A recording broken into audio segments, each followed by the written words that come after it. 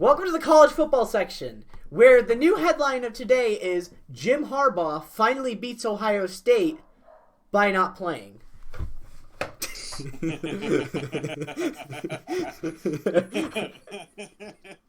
Yeah, there we go.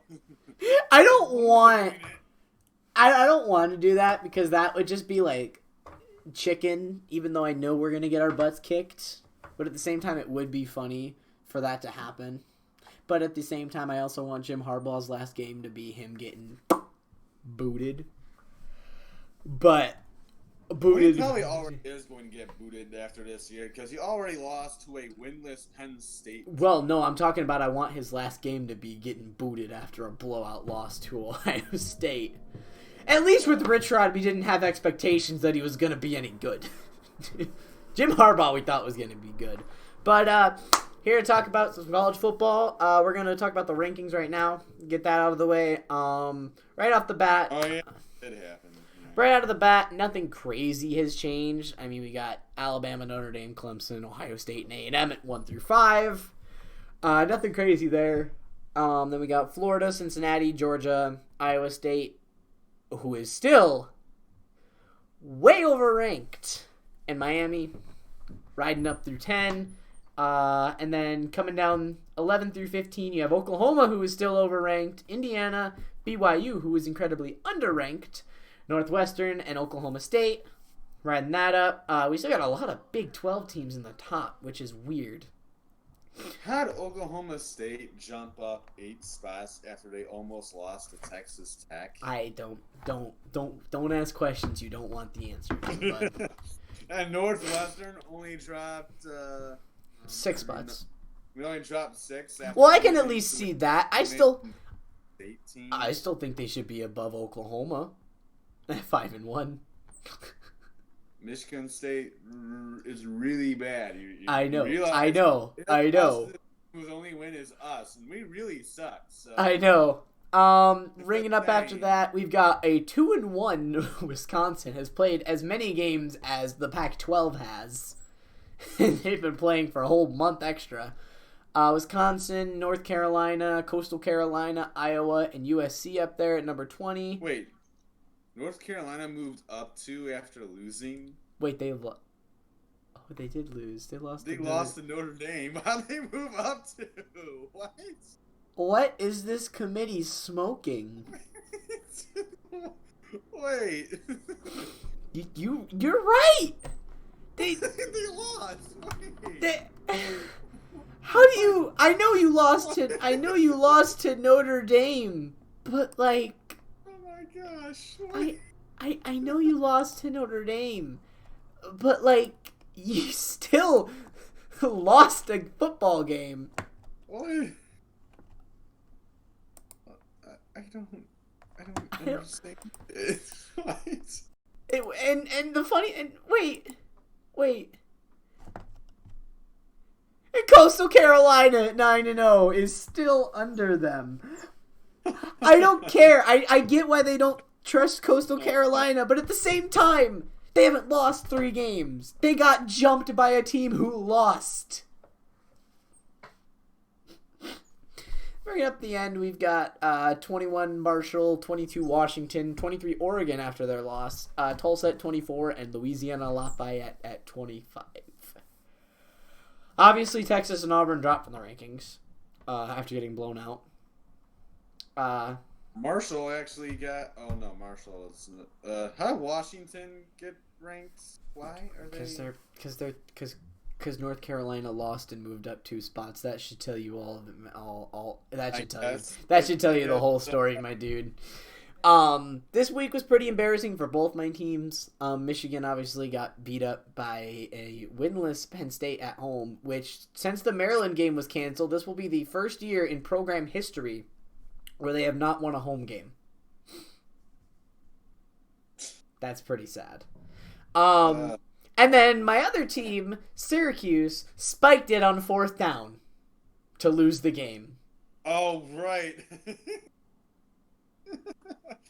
I actually didn't see that. What were they doing? Oh.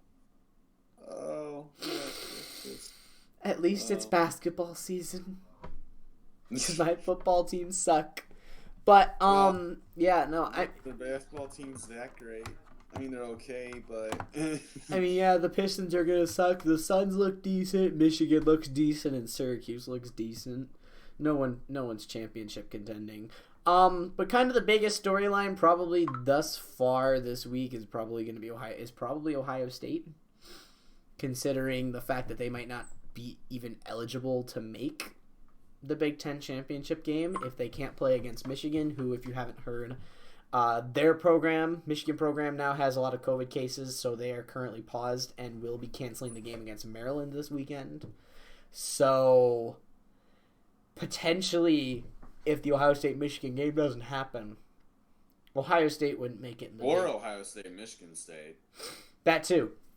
They wouldn't be eligible for the Big Ten championship unless, of course, the Big Ten decided to rig it for them and cancel a bunch of games so that they could drop the average low enough to get them in with 5. Because imagine the coffers of money that come from sending Ohio State to the college football playoff. Watch them still make the college football playoff at like 5-0. They probably would. And then just get throttled because their defense is absolutely atrocious. Oh God, Ohio State versus Alabama. That's just not. Yeah, no, that would not be good. But obviously, there's not too much really to talk about because a lot of teams are done. There are a good amount of teams that are still like playing their makeup games and stuff like that, but the Big Ten only has 2 more weeks. A lot of the games have been canceled. There's really not that much to talk about. I don't really think there's any even real big games here. I mean, maybe Clemson at Virginia Tech might be a trap. Indiana, Wisconsin maybe is a decent one to watch. Other than that, the Big Ten Sadness Bowl of Penn State versus Rutgers, followed by Big Ten Sadness Bowl Week 2 of Penn State versus Michigan State. It's really just a lot of sad games at this point to end the season. As far as it goes, it's pretty much just looking at playoff picture. Hey, how about Liberty and here's a really good game actually. Many people aren't looking at it. Liberty and Coastal Carolina. Coastal Carolina can finally prove themselves. The two hot teams. Liberty, that game actually is in a little bit of trouble because Liberty does have COVID problems now, so they might cancel it. Oh, that would have been fun. However, if it does get canceled, BYU would most likely be the replacement to play the Chanticleers. Yeah. Wait. Like they would play Coastal Carolina? Yeah, like BYU would go to Coastal Carolina instead of Liberty. Ooh! That would be fun. That would be even more fun. Well, actually, Liberty... either if the game is played, no matter what, they won't have their star quarterback. He's out because of COVID. So, okay, I want the Liberty game canceled then, and I want BYU to play Coastal Carolina. That would be so much fun. How about Marshall at home against Rice? North Carolina on upset alert versus Western Carolina. Alert. No, it's really just talking about playoffs at this point. I mean, I don't really see much changing. I mean, the biggest thing is, even if Ohio State isn't Big Ten champions, do they still let them in? Texas A&M could probably go winless, or lossless, or could go undefeated the rest of the year. Florida will probably lose to Alabama in its championship game. Miami, I don't know about Miami. Notre Dame and Clemson. Clemson will probably beat Notre Dame, and now they're both one-loss teams.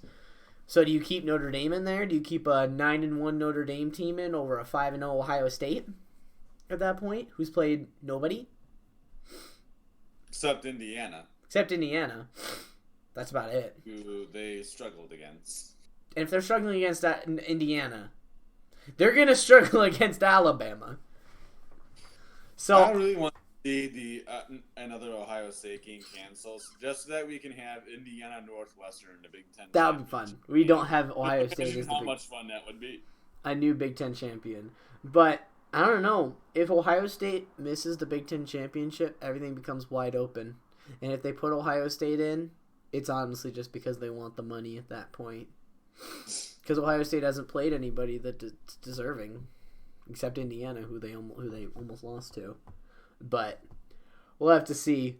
Like I said, there's not really too much to talk about college football this week. Obviously, Ohio State, Michigan, kind of the big one with that game lying in the balance, as well as Ohio State, Michigan State. But I don't really got anything else. Or anything else you wanted to add, or?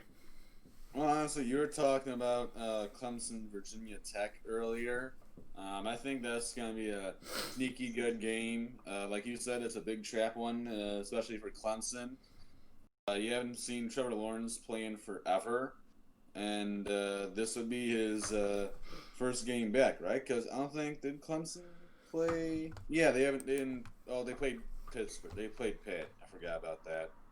I forgot, but they played Pitt, and I mean they look fine. And Virginia Tech last game of the season before the ACC championship game. Getting excited to get that rematch game against Notre Dame in due time. And Virginia Tech, sneaky good team, in my opinion, could be better than people expect. Mm-hmm. And also Alabama, LSU. It's a big rivalry game. And even though LSU does suck, I mean, it's LSU. Well, we also said that about Auburn. Huh? We also said that about Auburn. We said it was Auburn, Alabama. It's a huge rivalry game. It's going to be close, and then swatted them like a fly.